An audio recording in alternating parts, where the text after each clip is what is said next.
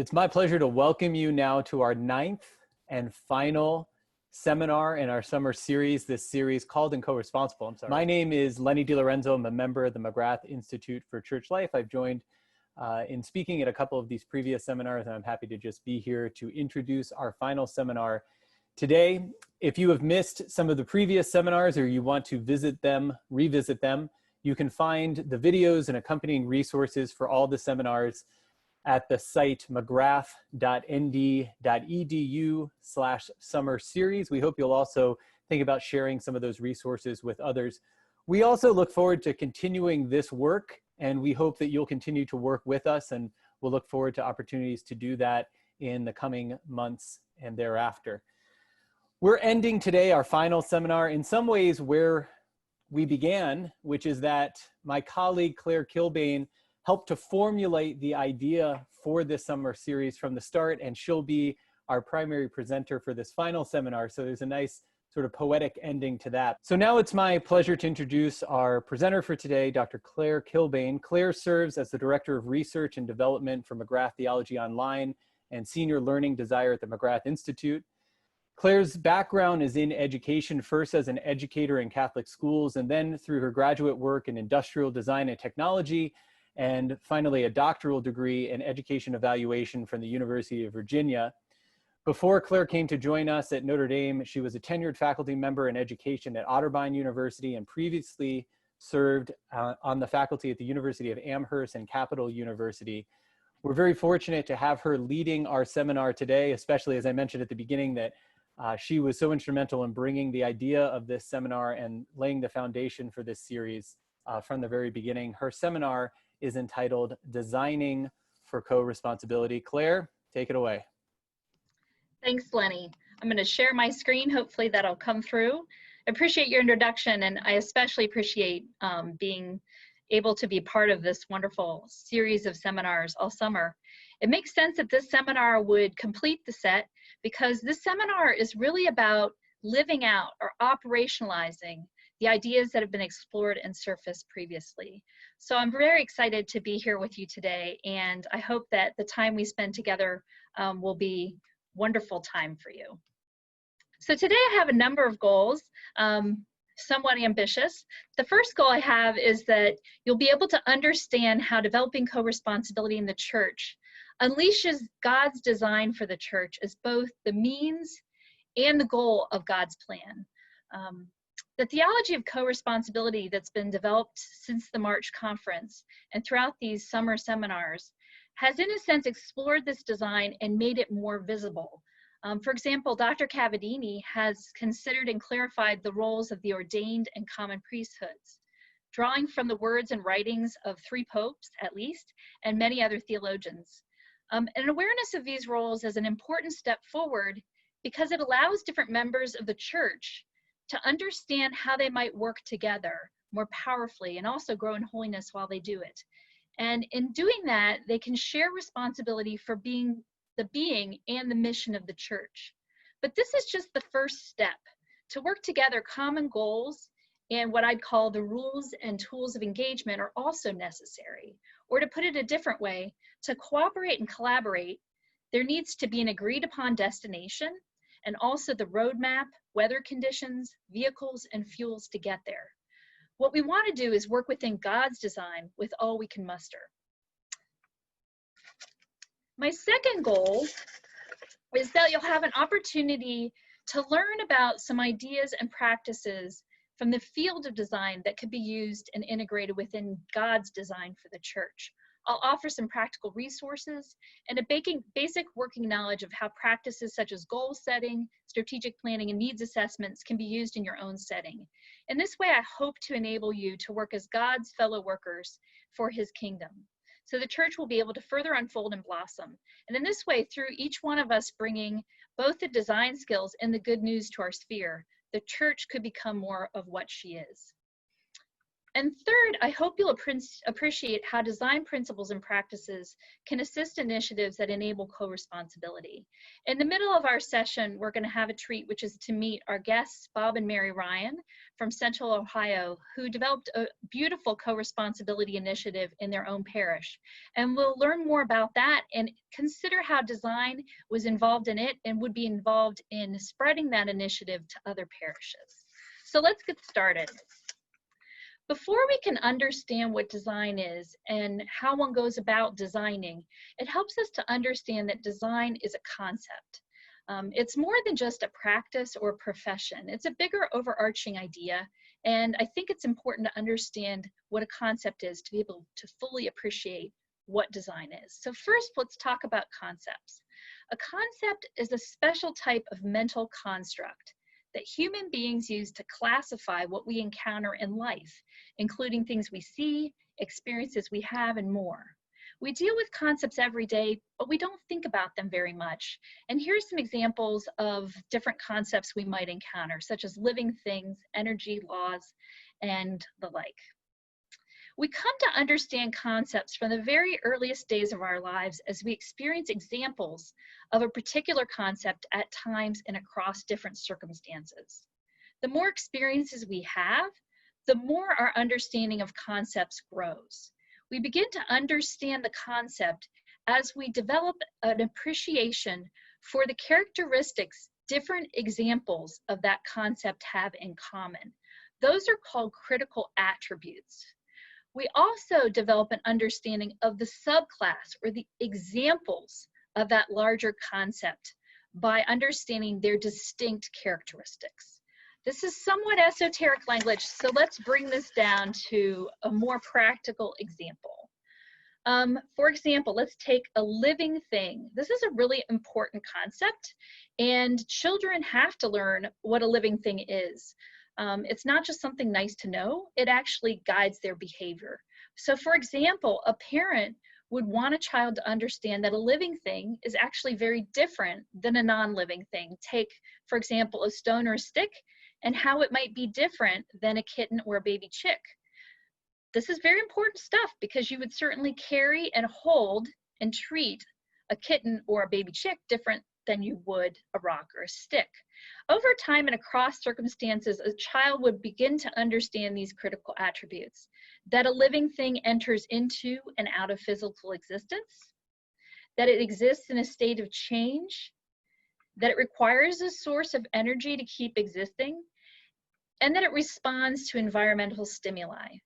In this example, the distinct attributes of a human animal, whether it be an adult or a child, at least according to those of us who share Catholic anthropology, would include that a human has a soul and is created for the purpose of a relationship with God. This is what makes a human being distinct and unique and places it in its own superordinate class among all living things, subordinate class among living things. And yet we believe that a human being is exceptional because of this unique relationship. This hopefully illustrates what I'm driving at when I talk about design being a concept. So let's move on to what design is. So design is something that is going to cut across different disciplines. And so what I did as an activity was I actually thought about the concept of the design and its critical attributes across 5 different areas: architectural design, closet design, learning design, playground design, and graphic design. And so these attributes based on those examples allow us to understand them kind of more fully and differently. And so the first critical attribute I'm going to share is one that's very essential and complex. You could even call it the most critical attribute. And this is 3 parts. So we should probably unpack it a little bit. So first off, design is purpose-driven. This means that design is never practiced arbitrarily. It means that there's always a reason for design. The second part of this attribute is that design is goal-oriented. This means if there's a purpose for using it, then there are specific goals necessary for achieving the purpose. Now, the last piece I'd like to share is that because of those 2 components, design can be strategic. Okay, I'll elaborate on each of those a little bit more. Sorry about that, got caught up in my presentation. So with regard to the purpose of design, it's important to recognize that there are usually three purposes. The first is to solve a problem. The second is to fulfill a need. Those are both pretty practical for us to understand.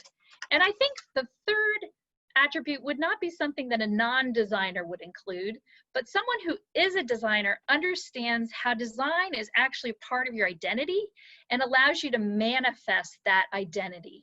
Okay, so that's very important to me. You can know a designer by looking at the reasons they design and what they design. So very important there.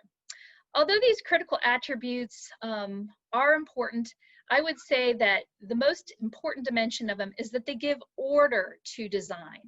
And what that suggests to those of us who are Catholic is that design has a telos, or an ultimate end. The reason that the telos is important is because without telos, you have only chaos.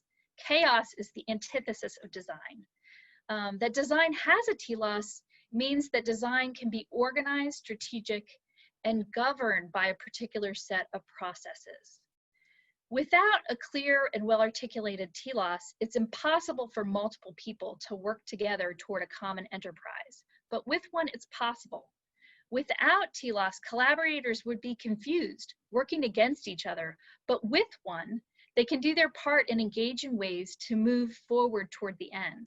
And with this attribute, common processes and practices can be used and create harmony, integration, and balance during the processes used in design. It should also be noticed that clarity exists around design's identified purpose and goals, which means that the process and the product of design can be judged. In other words, one could judge if a design did or did not meet the goals that were set for it. So this attribute is very important, and yet it is also complex because these things are linked together. You can't have strategy without purpose and goals, and vice versa.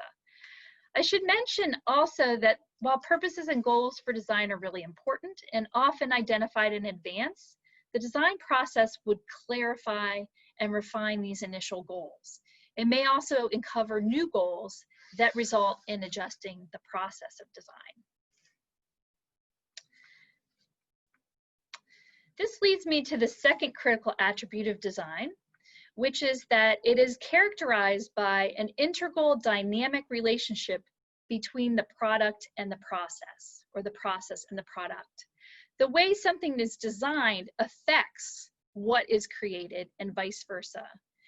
It should be noted that the process and the product are equally important in design. Does that make sense? They're both important. We don't just do design because we want something to come out of it.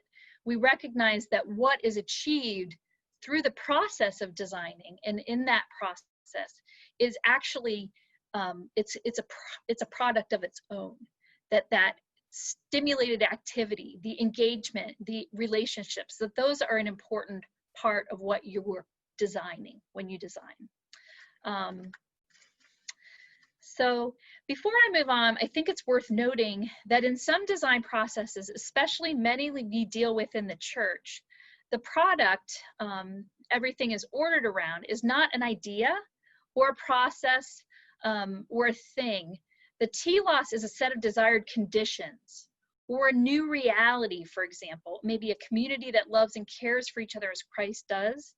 In these cases, the processes are particularly special, for there's always this phenomena that the process itself and how it happens could actually undermine, the process could be the ultimate end, not fully achieved. So in other words, if our desire in having a parish festival is to create a community, then the community that's created while the parish festival is created is part of that community that maybe can be more fully enriched. And anyhow, it's kind of profound when you think about how the process and the conditions that you're creating in design, especially in church work, are very important and interconnected.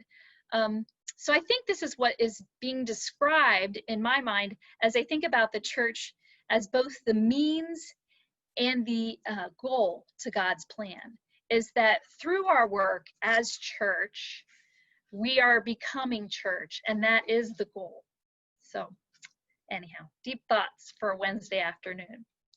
The last, another critical attribute is that design is creative.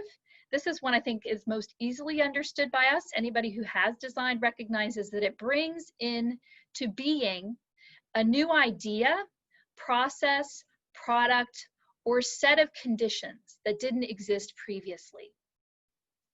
And then the last attribute of design is that it involves the application of some capacity that is innate or natural to the designer. And in the case of a human designer, I think there's two aspects to this, at least in the best design.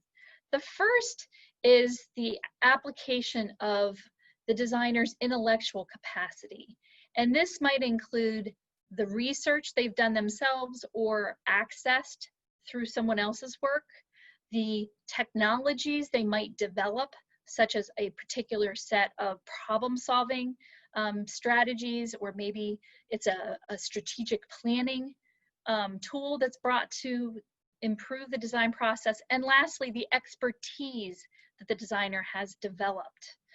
So that's the first capacity that's applied in design. And then the second is the affective concern of the designer, which in the best sense are good affective concerns, such as maybe charity or agape, a concern for the other. But we can also see that these affective concerns like greed could also be brought to design. And in fact, very often that quality is brought to design. But what we see with this attribute is that design in its best form applies both head and heart.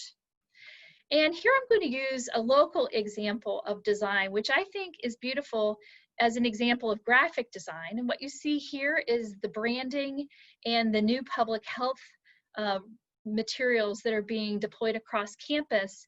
And what you see here are beautiful graphic designs that someone has created. And of course, they've done a beautiful job of making them enjoyable and connecting them to the university with our social distancing Jesus. And what we see here is not just visual design, but we can think about all the things that are behind it. So that visual designer actually is tapping into the field of psychology, epidemiology, and also sociology, and being able to create these images that will encourage people to practice and participate in a larger campaign.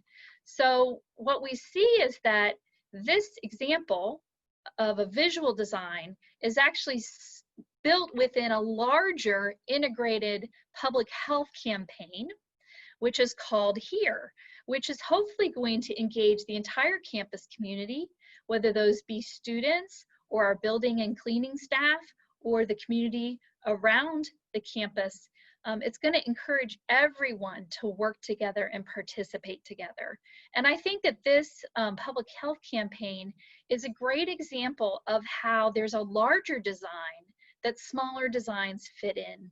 And for me, that's a great comparison for us, or analogy, because we can think about how God might have a design for our future, right, as a church.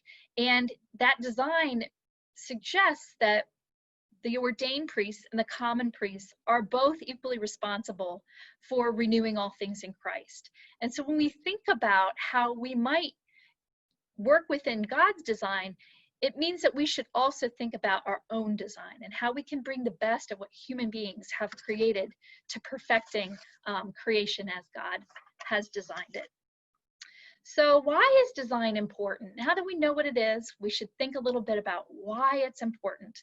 Well, I think the first thing I would point out is that design is actually, and design and the capacity to design is actually a critical attribute of a human person. Although it's only one attribute, it distinguishes the human animal from other kinds of animals. And I won't go into it because I'm trying to be very cognizant of time, but there are actually some people who would say that human beings aren't different than other animals, that it's a difference of degree rather than kind. But one of the arguments that can be made is that human beings alone can design things. Yes, some people might say animals can grow their own food, but in fact, human beings design how we grow food. We design how to rotate crops, etc. We design how to place crops in the right places. No other animal can do that. So I think being able to design is a critical attribute of a human being. But it's not just the idea that we can design, but the practice of design, or its exercise, that helps a human person become more fully who they were created to be. Designing isn't a neutral activity. It has the effect that it helps us develop. You know, if I design, I learn, I grow, I change, I become more of what I was at the start. If groups of human beings then could design together, maybe in a community, the community, at least in the ideal sense, could grow, develop, strengthen, and become more of what it was at the start.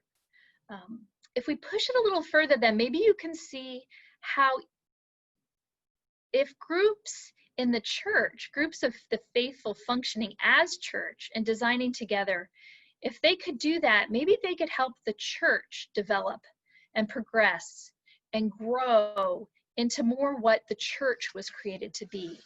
So it seems to me that designing combined with co-responsibility might actually be able to bring the church into a new phase of being and acting. So as I think about these ideas, I think about them a lot. Maybe you can imagine from my excitement about them.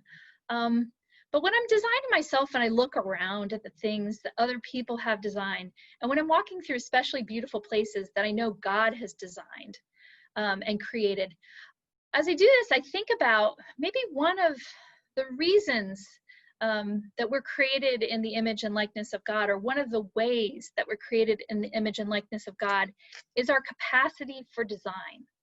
When I think about what I know about our faith, I realize that the telos of all creation is ordered toward bringing each individual human person into relationship with God and each other through confirmation to the love made evident in Jesus Christ. Seems like a design to me.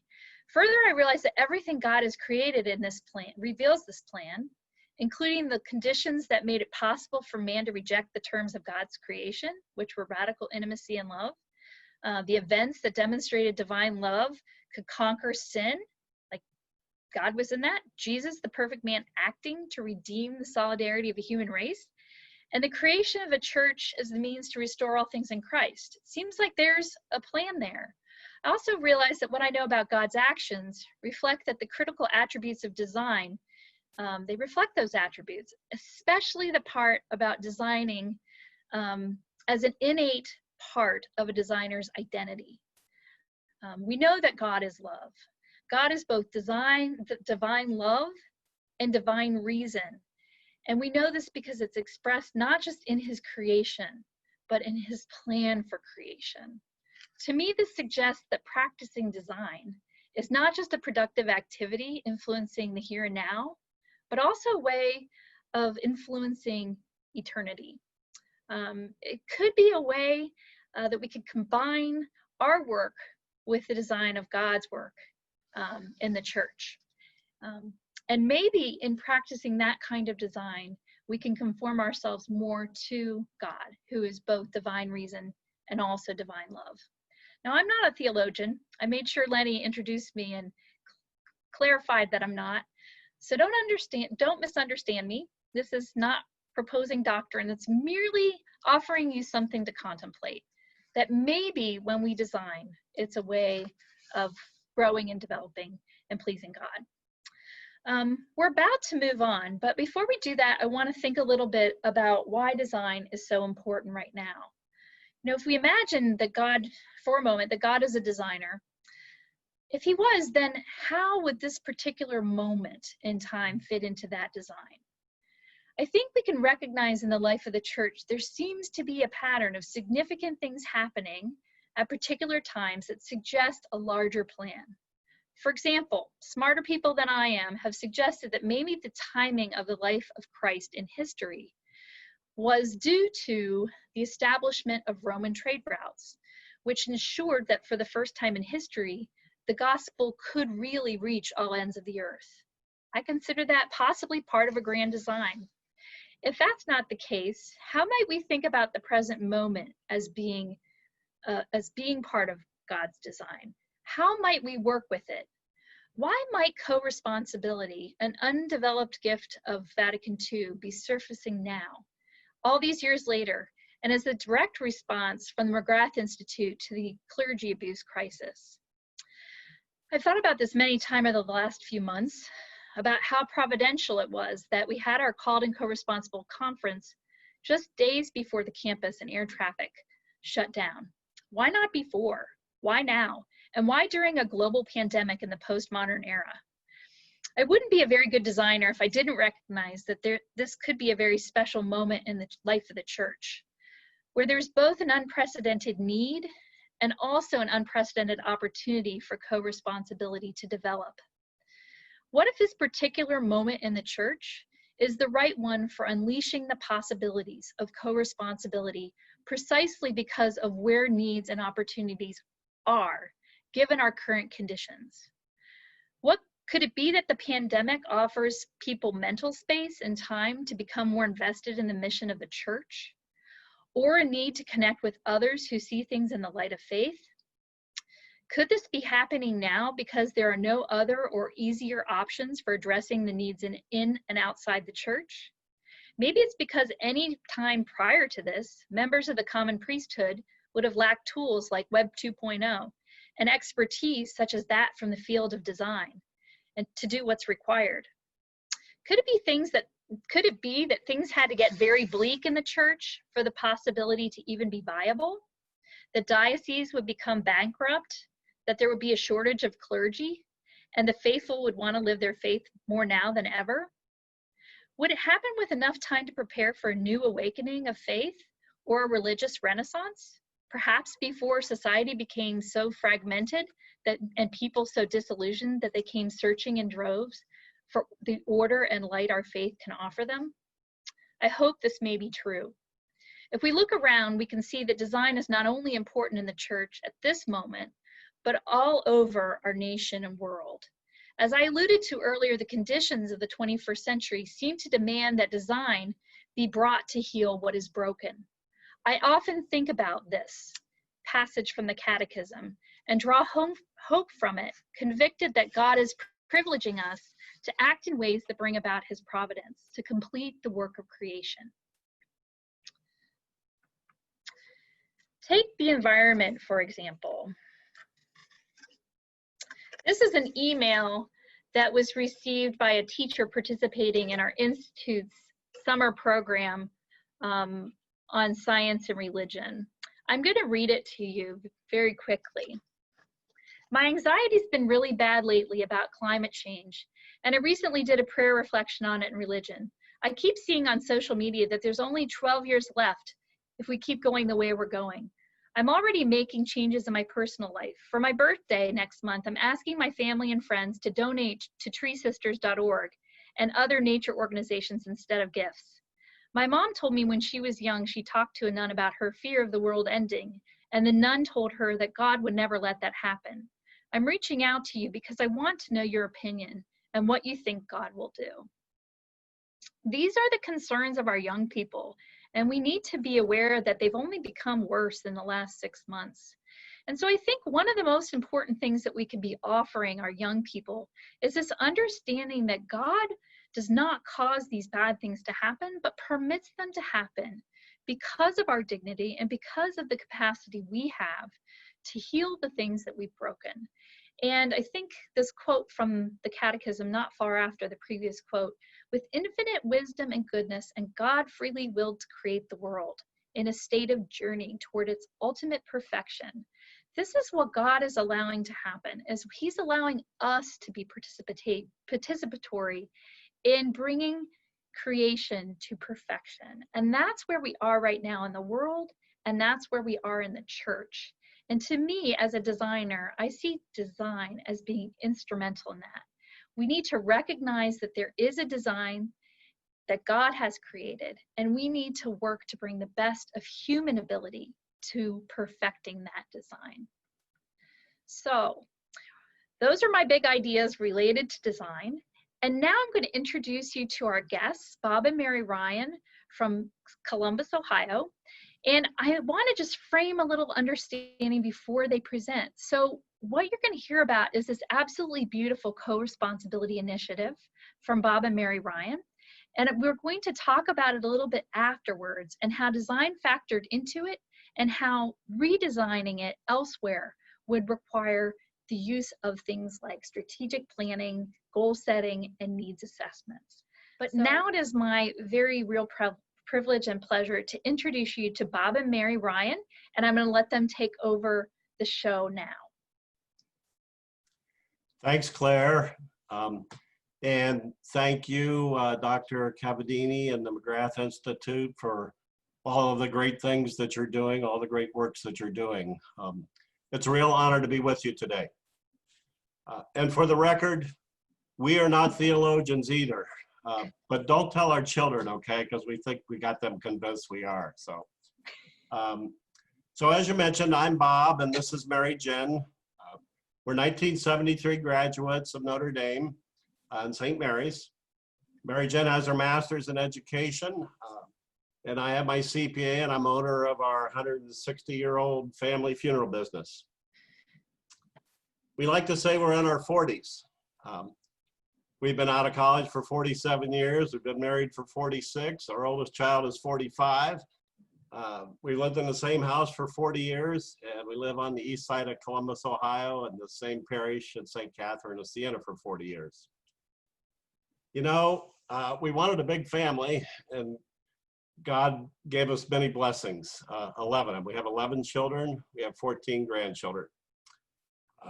We have a high school principal.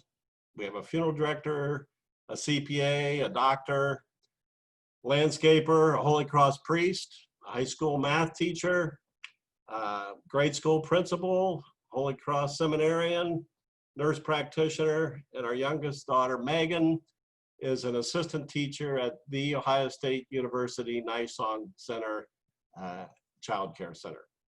So I'm gonna let Mary Jen tell you a little about Megan. As Bob mentioned, we always wanted a big family, and it was our hope that all of our children would have the opportunity for a Catholic education, as both Bob and I had. There was never a question. At 5 years of age, the children were enrolled in kindergarten at our parish school, St. Catherine. And there was never a question about the children having the opportunity of a Catholic education until Megan was born 26 years ago. Megan has Down syndrome. There were many uncertainties and anxieties and concerns when we received this diagnosis. Megan had heart issues that needed to be addressed immediately, among other medical issues.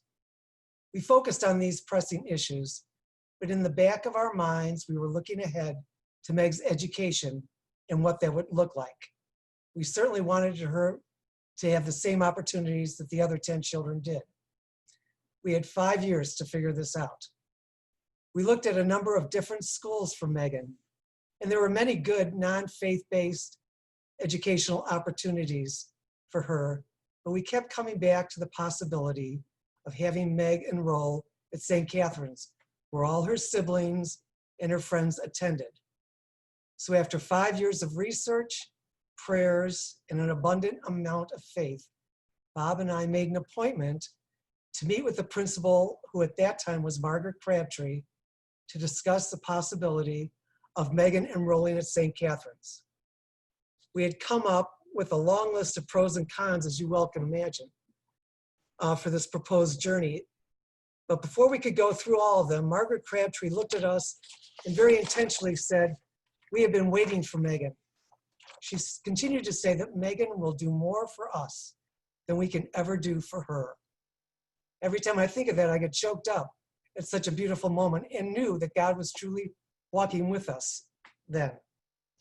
After we had time to fully appreciate and embrace Margaret's response, Bob and I sat down and tried to visualize how this journey was going to work. We realized that there would be added expenses having Megan at St. Catherine's. Bob and I decided that we would take care of the expenses incurred. However, after talking to a lot of parents, teachers, administrators, and pastors, we realized that there were many other parents who would love to have their children with special needs enrolled in a Catholic school setting, but who didn't think that this was possible. So typical, we went back to the drawing board and talked to Margaret Crabtree and our pastor at that time, who was Monsignor David Sorahan, and suggested to them that we wanted to broaden the scope of inclusive education for not being a Meg and Ryan thing, but an opportunity for all children to have a Catholic education. Margaret and Monsignor were very supportive and enthusiastic about our proposal. We promised both of them that this endeavor would not add more to their plate, that what we wanted, we'd take this on and would follow through with this. Both helped us clarify our goals and purpose of this endeavor and gave us their blessings, hence SPICE. So SPICE, Special People in Catholic Education, that is SPICE. Our mission is threefold. Number one, to raise awareness of special needs, that they do exist, and that they can be served in a Catholic school setting. Second mission is to raise funds to help meet these special needs. And the third is to serve as a model to other parishes, both in the diocese and beyond. We're proud of our successes. To raise awareness. The world is changing. Did you ever think that 20 years ago we would all be Zooming together, and that in this Zoom conference we would be talking about serving special needs in a Catholic school setting?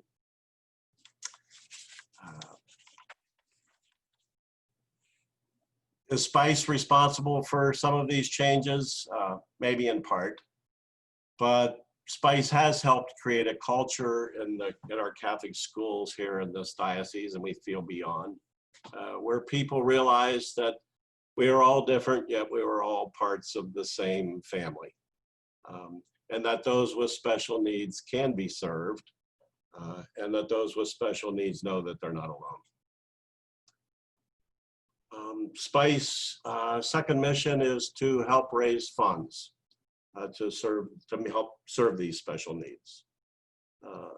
The reality is there's never enough money, particularly in Catholic school settings. We all know that. However, SPICE has made a difference in thousands of families' lives. Since our inception 20 years ago at St. Catherine Parish alone, our SPICE program has raised over $1.5 million. These funds are used for speech and occupational therapists, classroom aides, individual tutors, classroom equipment manipulatives, and teachers and services, to name a few. SPICE does not set curriculum. SPICE does not hire personnel, nor does SPICE fire personnel. We are not the experts. SPICE raises the funds, and it's the pastor and the principal's job to see where the need most exists. Our third mission is to serve as a model to other parishes, both within the diocese and beyond. As Mary Jen mentioned, you know, when we began this journey, we quickly found out there was no roadmap. We looked for a model to observe and could not find any. To date, here in the Columbus Diocese, we have over 15 other parishes that have their own SPICE program. We've talked with other parishes outside the diocese, as far as Texas, Florida, Kentucky, different cities in the state. The culture is spreading, and we're not going to go backward. So we have much to be thankful for. We have our Lord Jesus Christ, who teaches us that we're all different, and we're all parts of the same family. And we've had great leadership in our lives that has been there at every crossroads and worked with us and been great inspiration. So we are thankful. Thank you. So we are often asked from other people interested in starting Spice, what are the benefits of Spice? And it's been 20 years since the Spice ministry started at St. Catherine's. And I'll reemphasize that it's not a school ministry, it's a parish ministry. Because we have people in our parish that are wheelchair bound, hearing impaired. And so we're including everybody within our community into this ministry.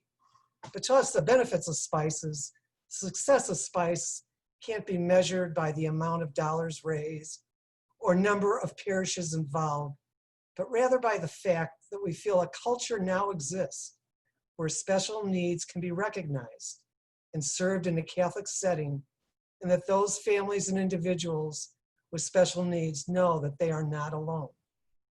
We'd like to think that Spice has helped to create a culture where all are welcome, celebrated, and successful.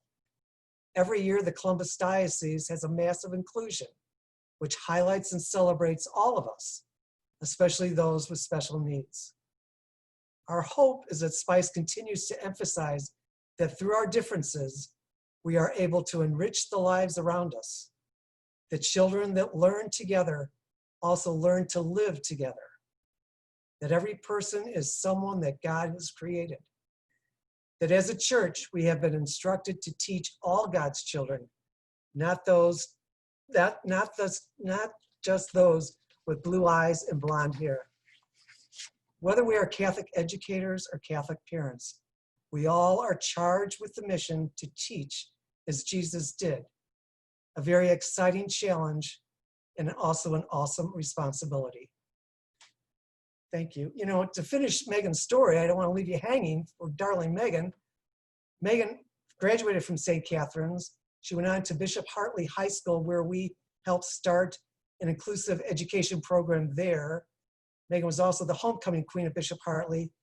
Then she continued on at Ohio State University and graduated in their post-secondary program in 4 years. And she is now a teaching assistant at the Child Care Center up at Ohio State.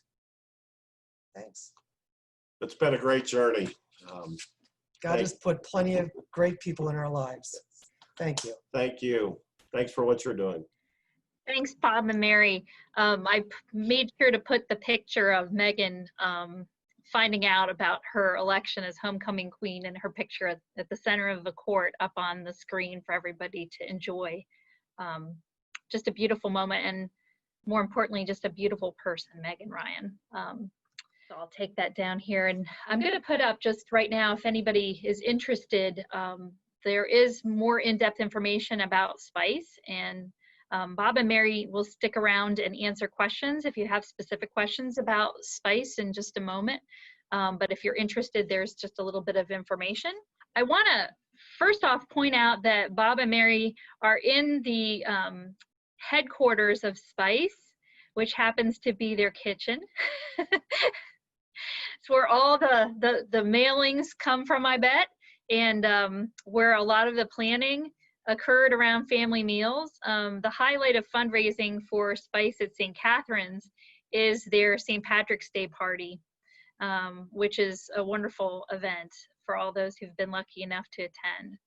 But I hope you enjoyed the story of Spice as much as I enjoyed hearing about Spice. I should mention that I've watched Spice grow over a 20-year period.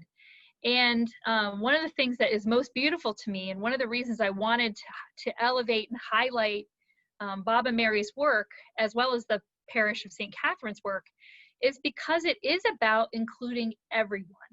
And so I think at the very heart of co-responsibility is this idea that everyone should be included in the mission of the church. And when we say that, it really means that. Like it doesn't just mean that lay ministers should be involved in co-responsibility, or that priests or religious sisters should be involved in co-responsibility. Everybody should be involved in co-responsibility, whether that person has a special need, or that person is marginalized, or that person is anything else. Everybody should be included in co-responsibility. And so that, I think, is one of the most important things, is that this is an example of that in a Catholic school. And I'm often just astounded that Catholic schools don't find a way to include more special needs learners in their schools. And there's very real obstacles for that, depending on the state you're in or the kind of funding that is available. But if we can't do that in Catholic schools, then I don't think there's ever a case that those children can be fully included for all their gifts as well as some of their challenges in a school. And Catholic schools are uniquely equipped to be able to recognize all the gifts that someone has that may not be visible or even able to be spoken about in a public school. So that was one of my reasons for inviting them. Another reason for inviting the Ryans is that the work they're doing is amazing. And also that it is an example of how a co-responsibility initiative can grow quite naturally from a community's needs and from a community's assets. And one of the things that's beautiful about the Ryans, for those of you who maybe weren't listening at the beginning, they did mention that they've been in the parish for quite some time. And you can't have 11 children go through a school without having many relationships and a great history. And so those things, I think, really caused Spice to be something that could not only happen, but could continue to happen and also flourish in their parish. But the Ryans, I think the Ryan situation is unique. It doesn't stack up with my own personal experience in parishes, where it's much harder to develop a history when you have, say, one child and your child is only in the school for a short period of time.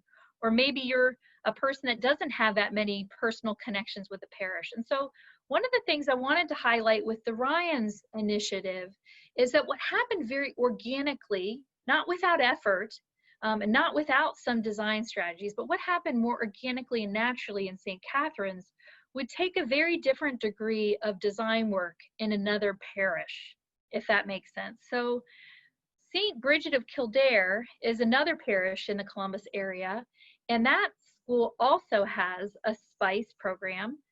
It's in a suburban area where there's a lot of funding to support special needs learners in the suburban schools. And so the parish wanted to be able to develop their own program so that they could welcome those kids into the school. But the challenge was having equivalent support for that. So the other challenge with that particular parish was that they have a much larger size. There are over 3,000 families in that parish. There is also more turnover in the people who are in that parish and also in the school. So where in St. Catherine's, it would be very easy to find out about people's needs because you would know the people in the school, or the principal would know those people, or maybe you would know as a parishioner the different needs of families in the parish. Those things are harder to figure out in a bigger parish like St. Bridget of Kildare. And so design strategies like needs assessments, which I'll talk about in a minute, and surveys, and involving people in strategic planning, those things are even more important in a place where there aren't natural connections and relationships and history and community, if that makes sense. So what I want to do is to take a little bit of a pivot and thank the Ryans for their awesome presentation. We're going to bring you back for questions in just a little bit. And I'm going to show some resources that I would share with all the people who are present. I'm going to talk a little bit through them so that people know what those things are. And then we'll have an opportunity for people to ask about design and ask about the SPICE initiative, which I think is just a beautiful example of organic design. And one of the things I think the Ryans said that was really important was they had a particular role that they developed for themselves. And that was the role of fundraising and awareness. And they didn't make decisions about spending the funds, right? And so they allocated that role to the principal. And the pastor also had a role. And one of the things that was so beautiful was that these roles were established through relationships. But in new contexts, people might need to establish those roles more clearly. And what happens there is that people can work together more productively. And I think that's one of the most kind of important things to recognize about co-responsibility, is that knowing your role allows you to function better with other people. And so maybe we'll get some questions about that at the end. Okay, so Bob, Mary, Jim, we're going to take you off the hot seat for a minute.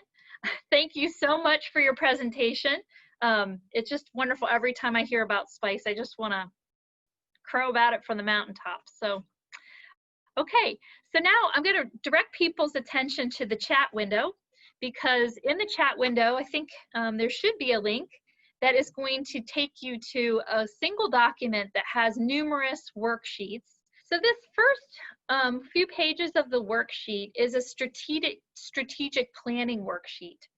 And one of the design strategies that I have found very beneficial, and that gets everyone who's involved in a design on the same page, is a strategic plan.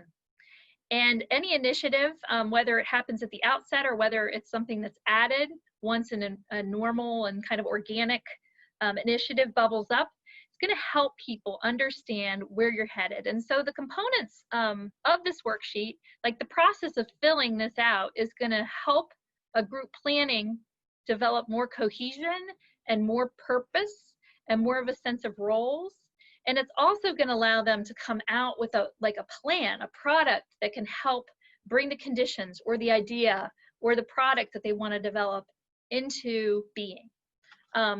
So the first thing I have on here, and I should note that these are in a linear format because that's what text is linear, but they're not prescribed to be completed in a linear order.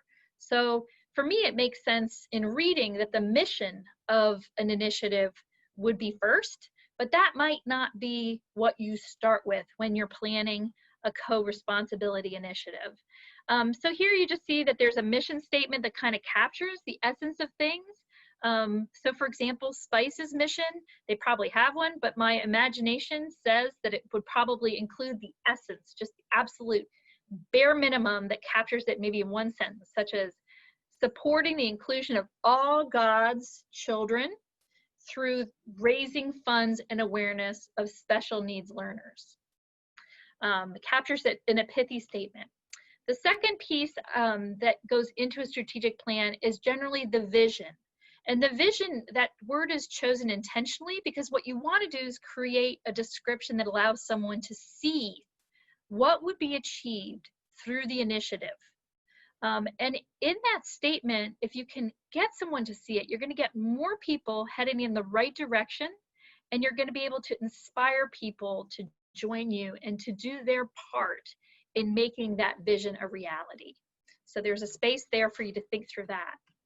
Once we have a sense of that vision, or maybe before that, we would have goals, which gives us a sense of what priorities we're going to make.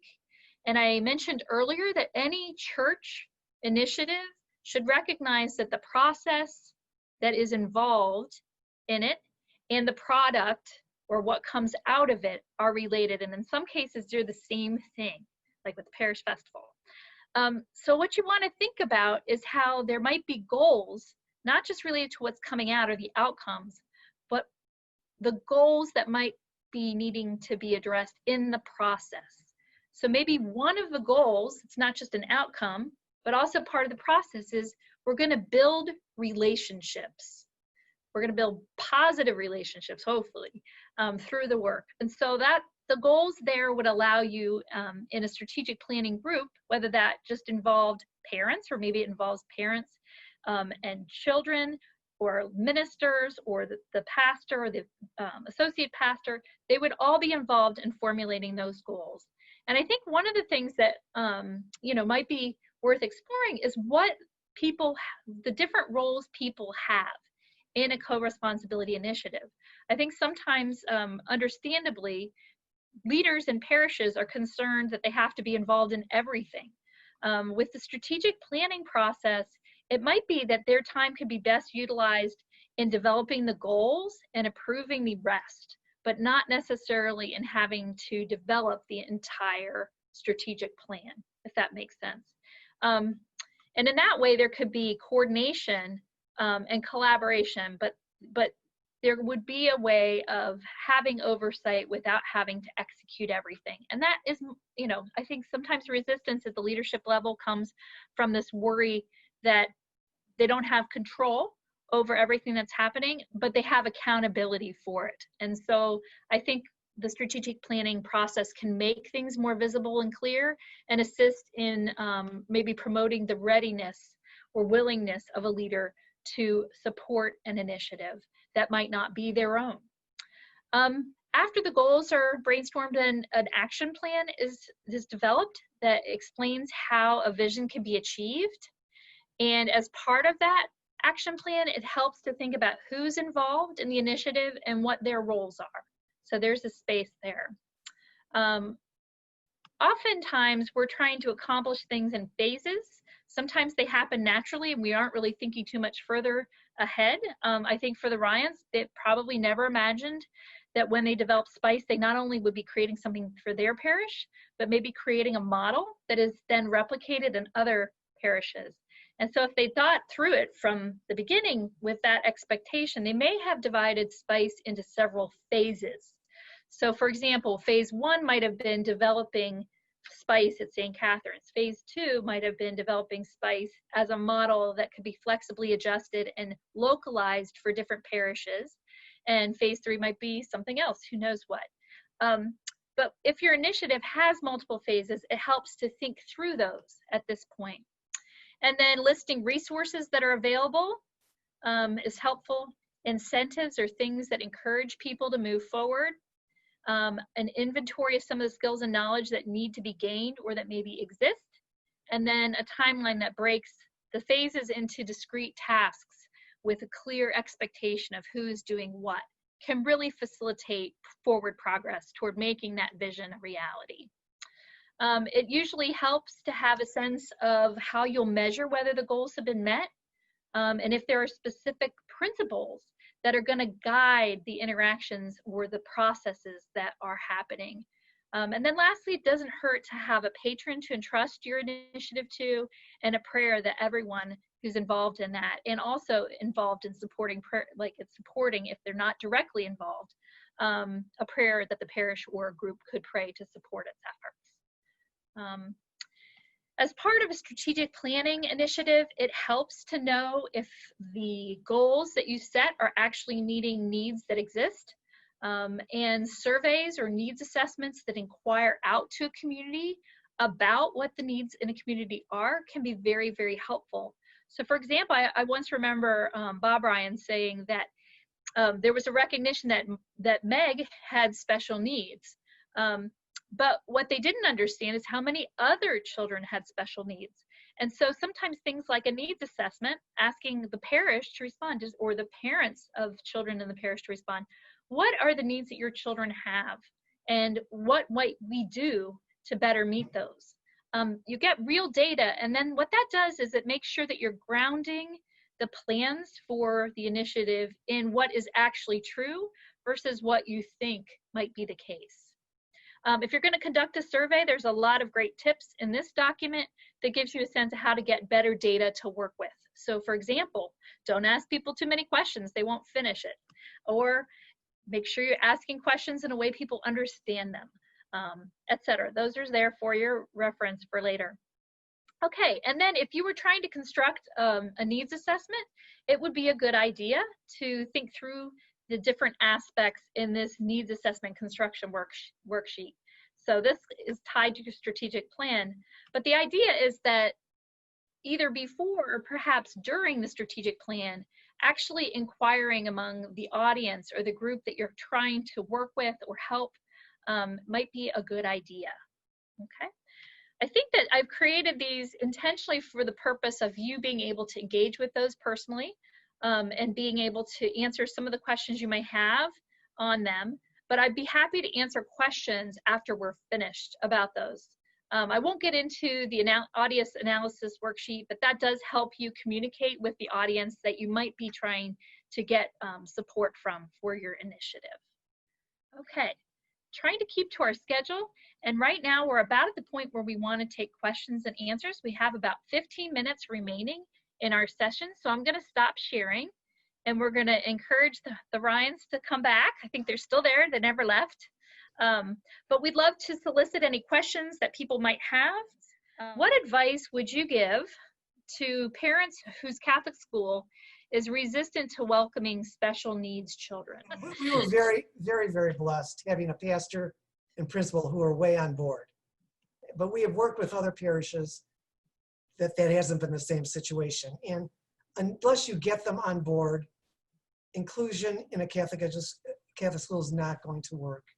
We always felt that what we wanted for Megan, being the Catholic education, might not be the best for Megan.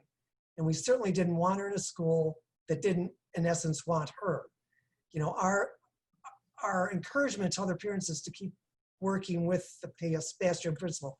Since St. Catherine's and St. Bridget in Columbus, Ohio, have taken on this ministry, it has opened the doors to many children. Okay, it just takes one school, one parish to see God's mission to teach all children, and that will spread, because it's kind of embarrassing if you don't accept that challenge.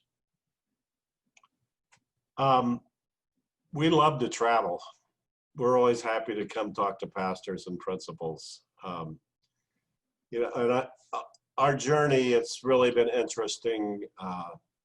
The obvious, I mean, some people, you know, they got it, they get it all the time. Other people don't get it, but they eventually do.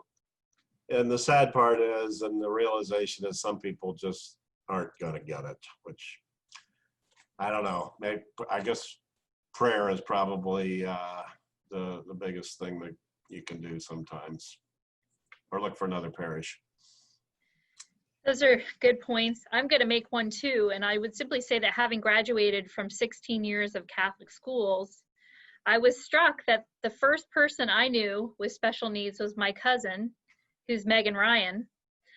I think one point I would make to a Catholic school, the pastor of a parish that had a Catholic school, was that if we want to create a culture of life, and we want to have students who are from Catholic schools understand the importance of a culture of life and the benefit of that, we need to have a culture of life in a Catholic school. If kids who graduate from public schools have had friendships and relationships with children who have special needs, and they've learned and understood the importance and the value of those relationships, it makes them a different person. And if Catholic schools can't find the funds to include those children in the school, they may have the theological understanding of culture of life, but they've never been able to participate in one fully. And we want to make sure that Catholic schools are really fully Catholic, and you can't have one without having an inclusive community. And so I guess that would be my own personal experience shared, is that it's really important for you not to understand in your head that all people are important, but to have relationships and understand in your heart that everybody is important. So I might say we need to do as well as the public schools. Catholic schools need to be everything that they are and more. Okay, another question. Let's see. Somebody is asking a question about roles. And so I guess what I would ask Bob and Mary, within your parish, how did the development of roles come about? Was it something that you talked about formally, or did it just happen because you knew people, you had respect for the priest? Like sometimes I think the pastor is reluctant to have people lead because he's not sure that they recognize his authority. Or maybe they've given reason to think that their authority's been threatened. Oftentimes when people want to do something, it's an inherent criticism that something isn't enough. So there's oftentimes, I think, some kind of resistance there. But were there role discussions about what Spice would and wouldn't do? No, I think from the get-go, we posed no threat to St. Catherine's. I mean, with 11 children, and being a parent, no matter if you have 1 or 11 children, you're at the foot of the cross all the time, very humbled because of your children. So we posed no threat, and we told them that we would work with them. And we just told them that all we were going to do for St. Catherine's was to raise the awareness and the financial backing for Spice, the Spice ministry. And I think they thought, well, this is awesome. We don't have to do the legwork. We don't have All we have to do is spend the money. And that's what our principal now, Janet Weiser, would say. It's the best of both worlds. All she has to do is spend money and spend the money for these children. Yeah, and it's interesting because all you talk about the roles, as you were, the whole concept of co-responsibility, I kept thinking, our pastor, Monsignor David Sorahan, he probably understood that better than anybody 20 years ago. And he was very good. And it always kind of bothered me, actually, because, make a suggestion and he would say, go do it, roll with it, and not just on Spice, but on anything. And he was very good on letting us share responsibilities, and there was no real role definition. We just had a great working relationship. That's awesome. I got this great question out here, which is, I know one that you can respond to, Bob and Mary. What are some of the ways that parishes can demonstrate that they desire to serve and include those with special needs, even if no families have stepped forward to ask? Very simple. I mean, just within the confines of the church. We have a ramp that goes into the church. We have devices for the hearing impaired. We have a signer that does that mass on Sundays. It's really the small things. And it wasn't, Well, our parish is in the middle of a huge capital campaign. Well needed, but, a big meeting hall and a couple more classrooms and Adoration Chapel. But in the budgeting process, the elevator got cut, and Spice was able to come forward, and the elevator is back in, partly because of Spice's commitment, but partly because Spice was able to make everybody kind of realize, Really? we've been doing those great things for 20 years. We need to keep going. And it was kind of you're right. Okay, we'll make sure we get the elevator in there. So it's back in. Yeah.